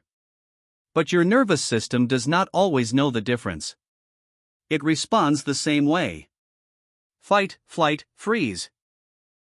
The work of building resilience is the work of teaching your system to distinguish between these types of discomfort. To recognize when you are actually in danger and when you are simply uncomfortable. This is not done through thinking. It is done through felt experience. You must prove to your nervous system, through repeated exposure, that the thing you fear is not actually dangerous. That you can feel the discomfort and survive it. That survival is not the same as comfort. There is a particular type of person who understands this instinctively. They are not necessarily the people who appear the toughest. Often they are quiet. They do not talk about their resilience because they do not think of it as something special. They simply do what needs to be done. When difficulty appears, they do not dramatize it. They do not seek sympathy or validation. They assess the situation, determine what is required, and act. Not from a place of force, but from a place of clarity. These people have learned something essential. They have learned that the quality of your life is not determined by how much difficulty you face. It is determined by your capacity to remain functional in the presence of difficulty. Two people can face the same challenge. One will collapse under the weight of it. The other will move through it with relative ease. The difference is not in the challenge. It is in the internal structure each person has built. This internal structure is not the same as willpower. Willpower is a limited resource. It fluctuates with your energy levels, your stress, your blood sugar. Relying on willpower means you are only resilient when conditions are favorable. True resilience comes from structure. From habits and systems that function regardless of how you feel in the moment. From a nervous system that has been trained to remain regulated under pressure. From a mind that knows how to redirect itself when it spirals. Consider the person who meditates every morning. At first, this requires willpower. They must force themselves out of bed. They must resist the urge to check their phone. They must sit still when every part of them wants to move. But if they continue long enough, something shifts. The practice becomes automatic. It stops requiring decision-making. It becomes part of the structure of their day. And that structure supports them when everything else is chaotic. This is what it means to develop structure rather than rely on willpower. You create conditions that make the desired behavior easier than the alternative. You remove decision fatigue from the equation. You build systems that carry you forward even when motivation is absent. Because motivation is unreliable. It comes and goes. Structure remains. Building this kind of structure requires that you think in terms of environment, not just effort. Most people try to change their behavior without changing their environment. They want to be more disciplined, so they try harder. But they leave themselves in the same environment that produced their current patterns. This rarely works. If you want to build different patterns, you must design an environment that supports those patterns. This does not mean you need perfect conditions. It means you need to be strategic about what you expose yourself to. If you are trying to develop focus, spending hours on social media will undermine that development regardless of how much willpower you apply. If you are trying to develop emotional regulation, surrounding yourself with people who are constantly dysregulated will make that work exponentially harder. Your environment either supports your development or it undermines it. There is no neutral ground. Most people resist this idea because they want to believe they are independent of their environment. They want to think of themselves as self-determining, as immune to external influence. This is an illusion. You are not separate from your environment. You are in constant interaction with it. Every input shapes you. Every conversation, every image, every sound. The question is not whether you are influenced. The question is whether you are conscious of what is influencing you and whether you are choosing it deliberately. When you take responsibility for your environment, you take responsibility for your development. You stop waiting for motivation and start building conditions that make the desired outcome inevitable. You stop relying on your mood and start relying on your systems. This is not about control in the rigid sense. It is about creating enough structure that you can be flexible within it. Structure creates freedom, not the other way around. There is a paradox here that most people miss. They think structure is limiting. They think it removes spontaneity and creativity. But the opposite is true. Without structure, you are controlled by your impulses. You are reactive. You spend your energy managing chaos rather than creating value. Structure absorbs that chaos. It creates a container within which you can actually be free. Within which you can respond rather than react. The martial artist understands this. They practice the same movements thousands of times. Not to become rigid, but to become fluid. The structure of their training gives them the freedom to respond spontaneously in a fight. They do not have to think about their movements. Their body knows what to do. This is only possible because of the structure they built through repetition. Structure and freedom are not opposites. One enables the other. The same applies to mental resilience. You build the structure through practice. Through repeatedly exposing yourself to difficulty in controlled doses. Through training your nervous system to stay regulated under pressure. Through developing the habits that support your baseline state. And then, when real difficulty appears, you have the freedom to respond effectively. You are not scrambling. You are not overwhelmed. You are drawing on a well of capacity you built when things were calm. This is why the time to build resilience is not during the crisis. It is before the crisis. Most people wait until they are in the middle of difficulty and then wonder why they cannot cope. They have no structure to fall back on. They have no practiced responses.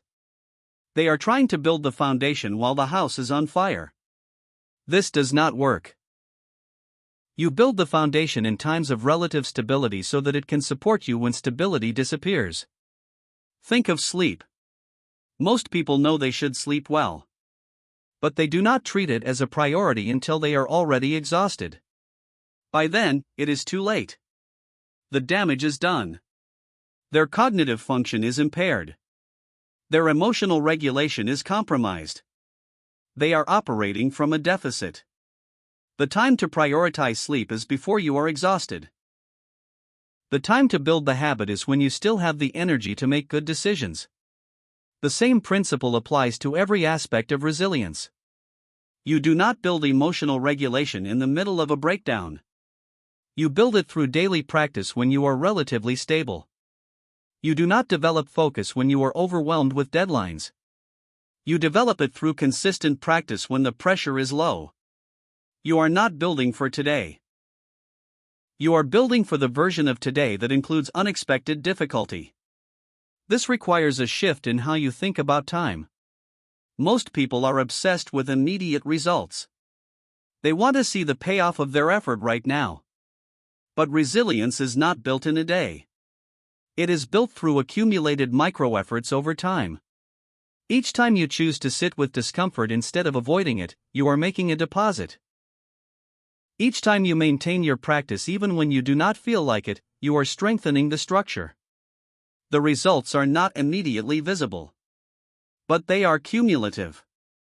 There is no way to rush this process. You cannot take a shortcut to resilience any more than you can take a shortcut to physical strength. The development happens at the pace it happens. Trying to force it faster only creates fragility in a different form. You end up with a facade of strength that collapses under real pressure. True resilience is deep. It is integrated. It is the result of patient, consistent work over time. Most people will not do this work because it does not offer immediate gratification. They are looking for the technique, the hack, the shortcut that will give them resilience without requiring them to change.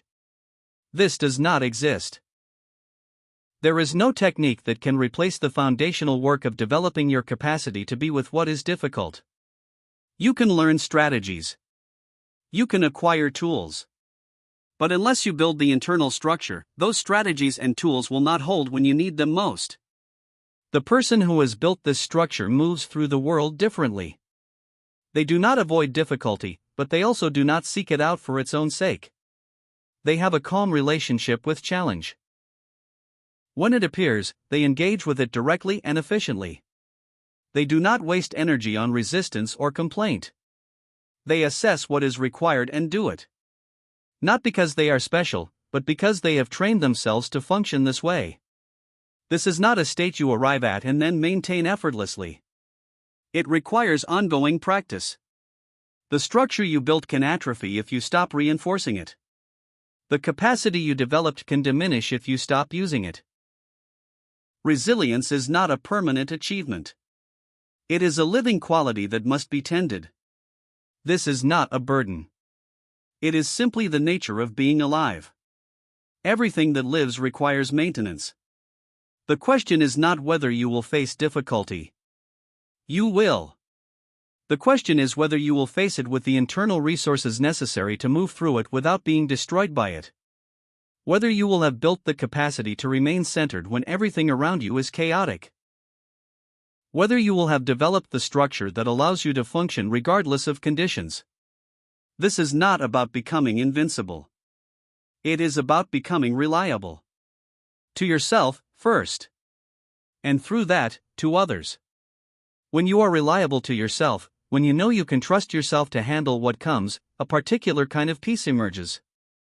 Not the peace of having no problems. The peace of knowing you can face problems without falling apart. This is what resilience actually is. Not the absence of difficulty. The capacity to remain functional in its presence. And that capacity is built, slowly and deliberately, through the choices you make every day when no one is watching. You do not build mental resilience by reading about it. You build it by applying the principles in your actual life. By noticing when discomfort arises and choosing to stay present with it instead of immediately seeking relief. By selecting challenges that stretch you appropriately. By creating structures and environments that support your development rather than undermine it. By practicing consistently over time without expecting immediate results. This is the work. Not dramatic. Not glamorous. But absolutely essential. The person who does this work does not announce it. They do not need validation for their effort. They see the results in their own life. In their ability to remain calm when others panic. In their capacity to make clear decisions under pressure. In their willingness to face what is difficult without collapsing or running away. They have become someone who can be counted on. Not because they are never afraid or uncomfortable. But because they have learned to function regardless of fear or discomfort. This is the foundation of real power. Not power over others. Power over yourself. The power to choose your response rather than be controlled by your reactions. The power to remain centered when circumstances are trying to knock you off balance.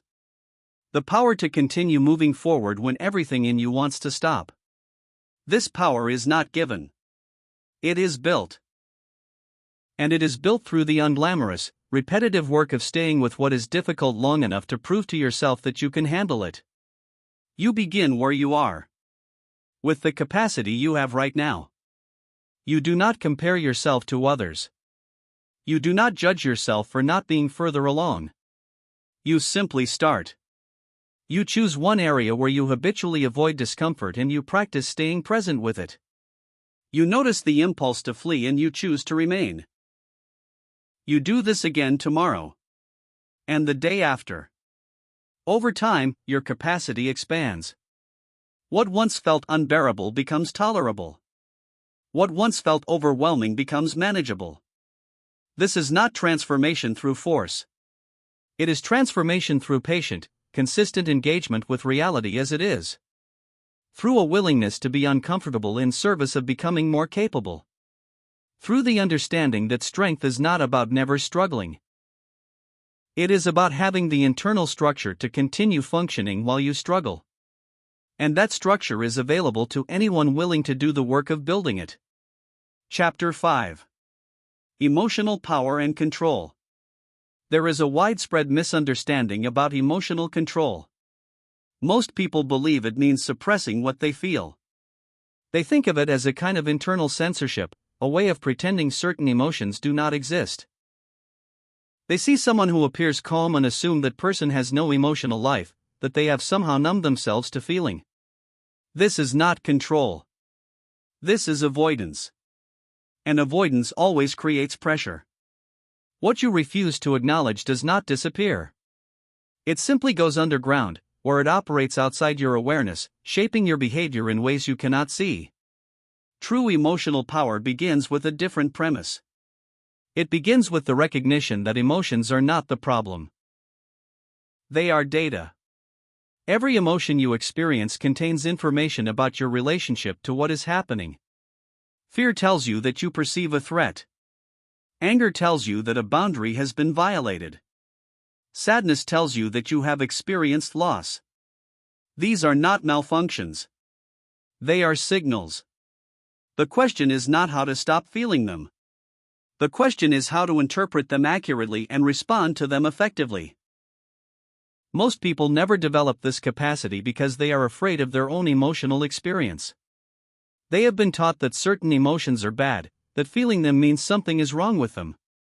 So when these emotions arise, they immediately try to push them away. They distract themselves. They rationalize. They numb. This creates a split between who they present themselves to be and who they actually are. And that split requires enormous energy to maintain. Consider the person who cannot tolerate anger. Perhaps they grew up in an environment where anger was dangerous, or it led to violence or abandonment. So they learned to suppress any hint of anger the moment it appeared. Over time, this became automatic. Now, as an adult, they do not even recognize when they are angry. They feel the sensation in their body, but they interpret it as something else. Anxiety, fatigue, frustration with themselves. The anger is still there. But because they cannot acknowledge it, they cannot work with it. It leaks out in passive aggression, in sudden explosions over minor issues, in chronic resentment that they cannot explain.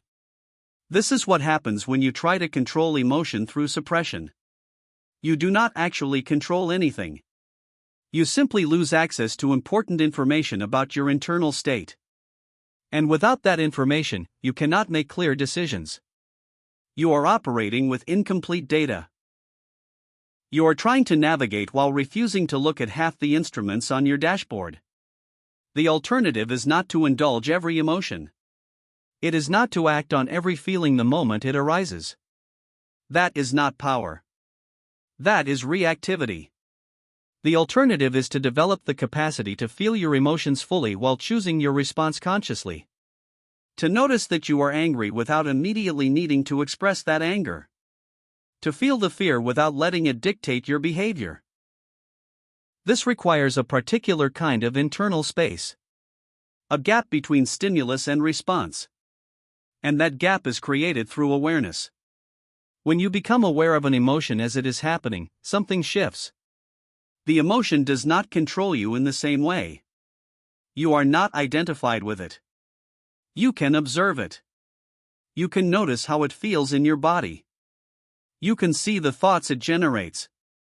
You can recognize the impulse it creates to act in a certain way. And in that recognition, you have choice. You can choose whether to act on the impulse or not. You can choose how to express what you are feeling in a way that serves you rather than undermines you. This is the core of emotional power. not the absence of feeling. The capacity to feel without being controlled by what you feel. To have a strong emotion move through you without it determining your behavior. This is not a natural state. It is a developed capacity. And it requires practice. Most people have never practiced this because they do not understand what practice looks like. They think awareness is something you either have or do not have. But awareness is a skill. It can be trained. Every time you pause to notice what you are feeling instead of immediately reacting to it, you are training awareness. Every time you name an emotion rather than being swept away by it, you are creating that gap between stimulus and response. Over time, this gap widens. What once controlled you begins to inform you instead. There is a particular practice that develops this capacity faster than anything else. It is simple but not easy. When a strong emotion arises, instead of acting on it or pushing it away, you pause. You feel where the emotion lives in your body. You notice the sensation without trying to change it. You breathe. You stay present with the feeling until it begins to shift on its own. This might take 30 seconds. It might take 5 minutes. But if you can stay present, the intensity always changes. Emotions are like waves. They rise, they peak, they fall. But only if you let them move through you. Most people cannot do this because they are terrified of being overwhelmed. They believe that if they fully feel a strong emotion, it will consume them. That they will lose control. That they will not be able to function. This fear is understandable, but it is based on a misunderstanding. The overwhelming feeling does not come from the emotion itself. It comes from the resistance to the emotion. When you resist, you create tension. That tension amplifies the very feeling you are trying to avoid. When you stop resisting, when you allow the emotion to be exactly as it is, the intensity decreases. This is not a theory. This is something you can verify in your own experience. The next time you feel a strong emotion, try this. Instead of distracting yourself or talking yourself out of it, simply feel it. Notice where it shows up in your body. Notice the quality of the sensation. Hot or cold? Heavy or light? Sharp or dull? Stay with it. Breathe into it. Do not try to make it go away. Just let it be there. And notice what happens. In most cases, the emotion will shift within a few minutes. Not because you did anything to it, but because you stopped fighting it. This is a profound discovery. It reveals that you are not as fragile as you thought. That you can handle much more than you believed. That the emotions you have been running from your entire life are not actually dangerous. They are uncomfortable. But discomfort is not the same as danger.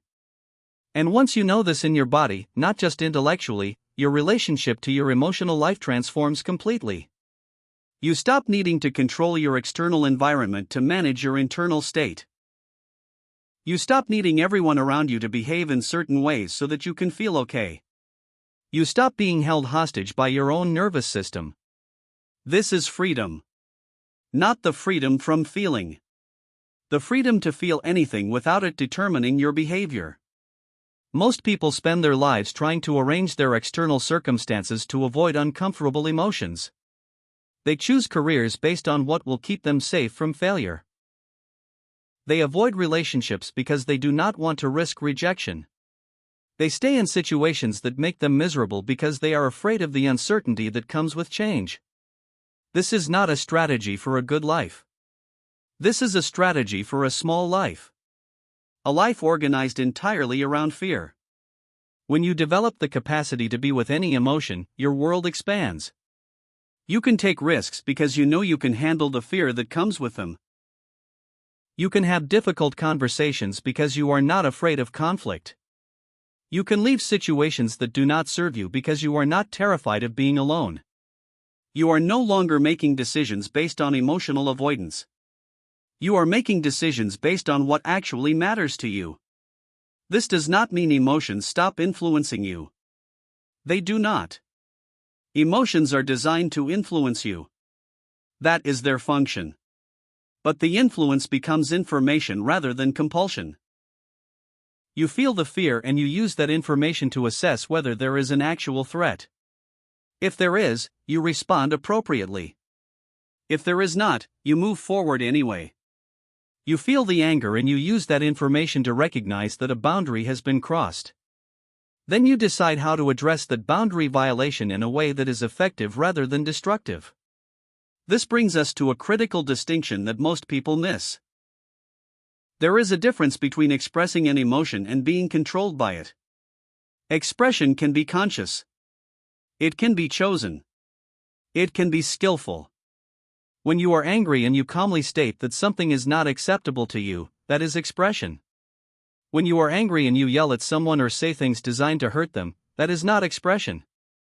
That is reactivity. You are being controlled by the emotion even as you are letting it out. Skillful expression requires that you have already created space between the feeling and the action. That you have felt the emotion fully, understood what it is telling you, and then chosen how to communicate that information in a way that is likely to produce the outcome you want. This is a completely different process than venting. Venting might provide temporary relief, but it rarely solves anything. Often it makes things worse. It damages relationships. It reinforces the neural pathways of reactivity. It teaches your nervous system that the way to deal with strong emotion is to explode. The alternative is to use the emotion as fuel for clear communication. To feel the anger and then say, with calm authority, this is not acceptable. To feel the sadness and then express, without collapsing, that you are hurting and need support. To feel the fear and then ask, directly, for what you need to feel safe. This kind of expression is powerful because it is clean. It is not contaminated with the need to make the other person feel bad. It is not manipulative. It is simply honest communication about your internal state and your boundaries. This leads directly to the second major component of emotional power: the ability to be silent. Most people underestimate this capacity because they confuse silence with passivity. They think that if they are not constantly reacting, they are being weak. That if they do not immediately respond to every provocation, they are allowing themselves to be walked over. This is a fundamental misunderstanding of how power actually works. Real power is not loud. It is not reactive. It does not need to prove itself in every moment. Real power is quiet. It is the ability to remain still while chaos happens around you.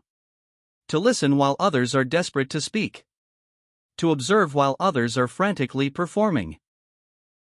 Silence, when it comes from a place of choice rather than fear, is one of the most powerful positions you can occupy. Consider what happens when someone is trying to provoke you.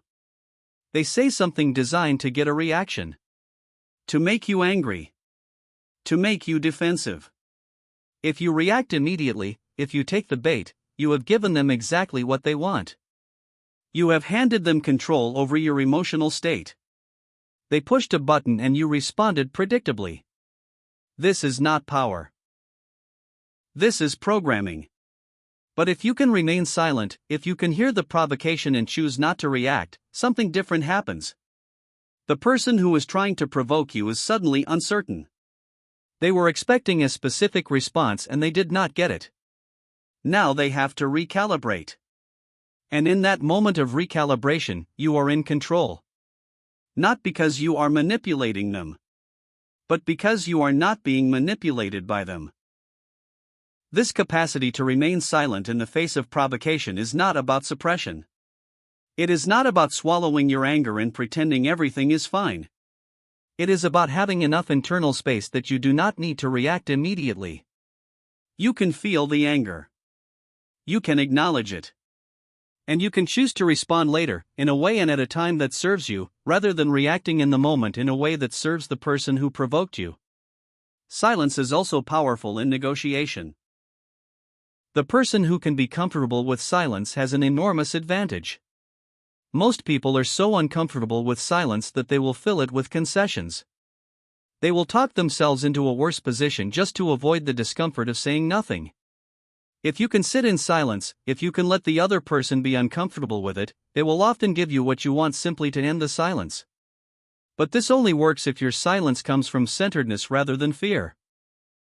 There is a huge difference between choosing to be silent and being silent because you are too afraid to speak. The first is powerful. The second is simply paralysis. The distinction is internal. It is about whether you are in a state of tension or a state of ease. Whether you are holding your breath or breathing normally. Whether you are braced or relaxed. Developing this capacity requires that you become comfortable with not filling space. Most people have a compulsion to fill every silence with words. To explain themselves constantly. To make sure everyone understands their perspective. This compulsion comes from insecurity. From the belief that if you are not constantly asserting yourself, you will be overlooked or misunderstood. But the opposite is true. The more you talk, the less power your words have. The more you explain, the more you dilute your message. The person who speaks rarely but with precision is heard. The person who speaks constantly is background noise. This is not about manipulating others through strategic silence. It is about understanding that less is often more. That your presence does not require constant verbal reinforcement. That you can trust yourself to speak when it matters and remain silent when it does not. This brings us to the third and perhaps most critical aspect of emotional power. The capacity to set and maintain boundaries. Most people struggle with this because they confuse boundaries with walls. They think setting a boundary means shutting people out, being cold, being unkind. This is not what a boundary is. A boundary is simply a clear statement of what is acceptable to you and what is not. It is information. It tells other people how to interact with you in a way that respects both of you. When you do not have clear boundaries, you are constantly at the mercy of other people's needs and demands. You say yes when you mean no because you do not want to disappoint anyone. You tolerate behavior that makes you uncomfortable because you do not want to be seen as difficult. You give more than you have to give because you are afraid that if you do not, people will stop loving you. This is not kindness. This is self-abandonment. Every time you fail to honor your own limits, you teach people that your limits do not matter. You train them to expect that you will always accommodate their needs at the expense of your own. And then you resent them for treating you this way, even though you are the one who established this pattern. You cannot expect other people to respect boundaries you do not set. Setting boundaries is not about controlling other people. It is about taking responsibility for your own experience. It is saying, this is what works for me and this is what does not. If someone cannot respect that, they are showing you who they are. And you have to decide whether you want that person in your life or not. This is your right. It is not cruel. It is not selfish. It is basic self-respect. Most people do not set boundaries because they are afraid of the consequences. They are afraid people will be angry with them. That they will be rejected. That they will be alone. This fear is understandable. But it is based on a false premise. The premise that you are responsible for managing other people's emotional responses to your boundaries. You are not. Each person is responsible for their own emotions. If someone is angry because you set a boundary, that is their anger to manage, not yours to prevent. This does not mean you should set boundaries carelessly or unkindly. There are skillful and unskillful ways to communicate boundaries. But the principle remains. You are allowed to have limits. You are allowed to protect your energy, your time, your peace. And anyone who tells you otherwise, anyone who makes you feel guilty for having needs of your own, is not someone who has your best interests at heart. The interesting thing about boundaries is that they often reveal the quality of your relationships. When you set a clear boundary with someone who genuinely cares about you, they might be surprised. They might need time to adjust. But ultimately, they will respect it. They will see that you are taking care of yourself and they will support that.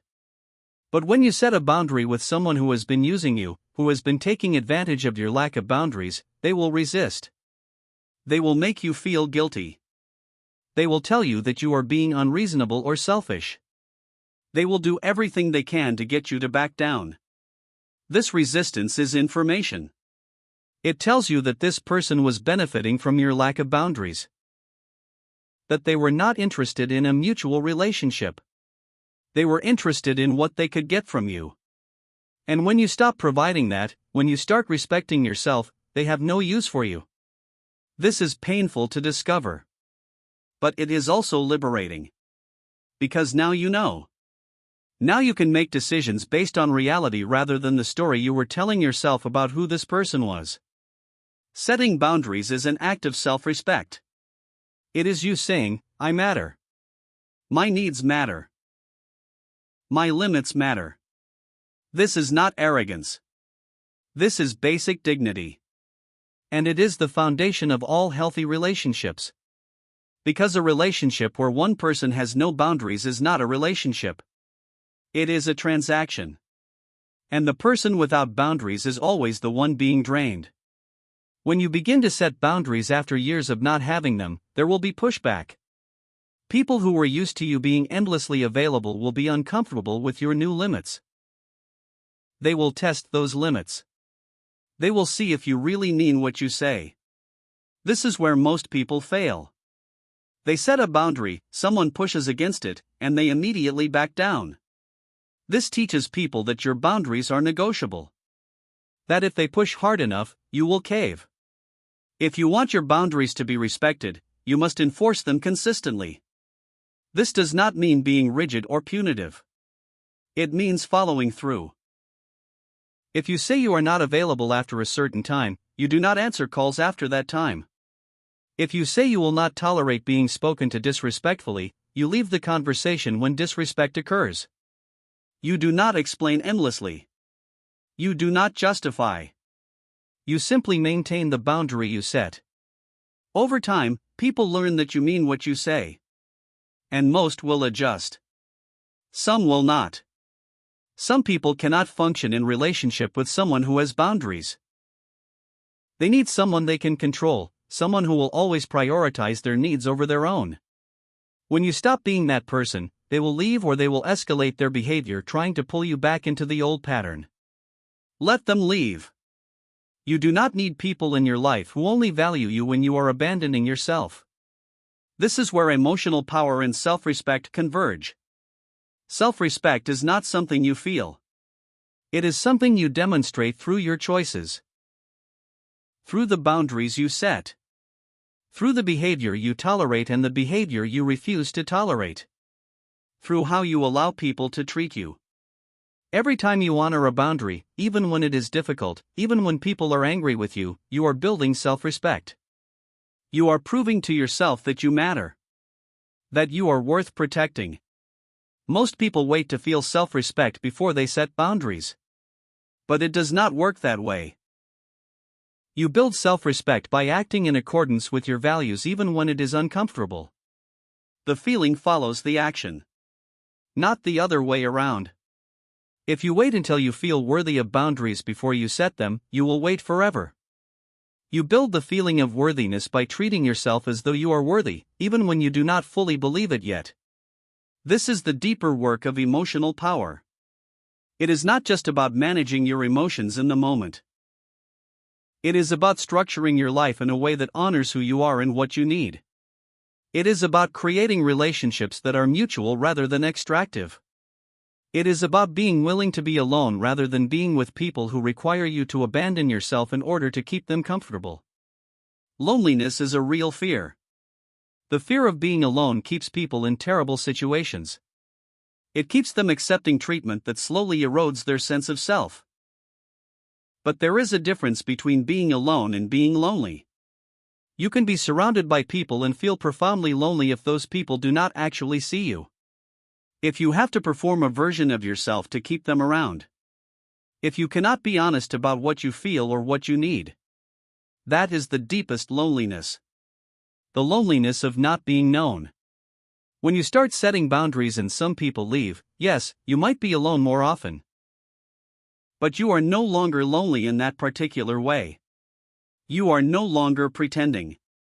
You are no longer contorting yourself to fit into spaces that were never meant for you. And in that honesty, in that authenticity, you create the possibility for real connection. For relationships with people who actually want to know you, not the performance you were giving. This kind of connection is only possible when you know yourself well enough to communicate your boundaries clearly. When you have done the work of understanding what you need and what you cannot tolerate. Most people have never done this work. They are so focused on adapting to others that they have lost touch with their own limits. They do not know what they actually want because they have spent so long trying to figure out what everyone else wants from them. Reclaiming this knowledge is essential. It requires that you pay attention to your internal signals. To notice when something feels wrong even if you cannot immediately articulate why. To trust that feeling rather than override it. Your body knows when a boundary has been crossed. You feel it as tension, as resistance, as a contraction in your chest or gut. Most people ignore these signals. They talk themselves out of what they feel. They tell themselves they are being too sensitive or demanding. This is how you lose yourself. The practice is simple but requires courage. When you notice the signal that something is not okay, you pause. You do not immediately rationalize it away. You ask yourself what boundary is being crossed. What need is not being met. What limit is being pushed past. And then you communicate that. Not aggressively. Not passive-aggressively. But directly and clearly. This is what I need. This is what does not work for me. This is the limit. In the beginning, this will feel awkward. You will worry that you are being too much or not enough. You will second-guess yourself. This is normal. You are learning a new skill. Like any skill, it gets easier with practice. The more you do it, the more natural it becomes.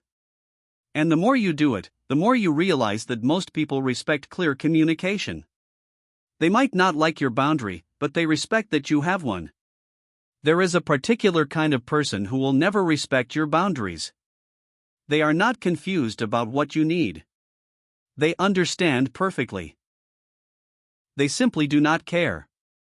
They are only interested in what they can get from you. These people will make you feel guilty for having needs. They will accuse you of being selfish or cold. They will frame your boundaries as attacks on them. This is manipulation. And the only effective response is to maintain your boundary anyway. You cannot negotiate with someone who is fundamentally unwilling to respect your limits. You cannot explain your way into their understanding. They already understand. They are choosing not to honor what you need because honoring it would require them to change their behavior. And they do not want to change their behavior. They want you to drop the boundary. Recognizing this is painful but necessary. It means accepting that not everyone wants what is best for you. That some people will prioritize their comfort over your well-being. That you cannot change this through better communication or more patience or increased kindness. The only thing you can control is whether you continue to engage with someone who repeatedly violates your boundaries or whether you remove yourself from that dynamic. This is not about being unforgiving. It is not about cutting people off at the first sign of conflict. It is about recognizing patterns. If someone crosses a boundary once, that might be a misunderstanding. If they cross it after you have clearly communicated it, that is disrespect. If they continue to cross it repeatedly after multiple conversations, that is a pattern. And patterns tell you who someone is. Believe them. Most people stay far too long in relationships that require them to have no boundaries. They think this is loyalty or love. It is neither. It is just fear.